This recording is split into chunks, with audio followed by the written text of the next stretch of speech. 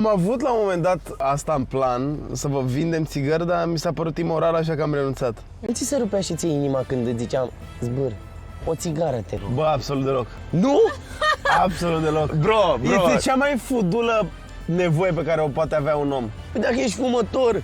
Poți, gen, nu înțelegi, e o alegere să fii fumător și poți pur și simplu să nu fumezi. Da, dar nu poți să te lași așa dintr-o dată. Bă, dar cum altfel ai putea să te lași? Măcar o țigară pe zi? Nu Adică le există, bro. rărești? Gen, dacă vrei să te lași de țigări, pur și simplu te lași. Aveai cumva în plan să-mi dai o țigară pentru o anumită sumă de bani? Am avut la un moment dat asta în plan, să vă vindem țigări, dar mi s-a părut imoral, așa că am renunțat. Mai bine. Nu pot să cred. Deci nu pot să cred că a câștigat imoralitatea. Mi se părea hoit să fumeze jegosul ăsta de la Mioveni la mine în casă. Nu, de asta, n-am vrut să promovez asta cu fumatul. Chestia pe care mi-a zis-o zbâr cu fumatul chat, mi-a zis nu aveți voie să fumați în casă și de acolo am zis bă, 100% suntem plecați pe undeva pentru că proprietarul o să se ia de el. A, nu, Nu, de acolo am zis eu. Fac asta.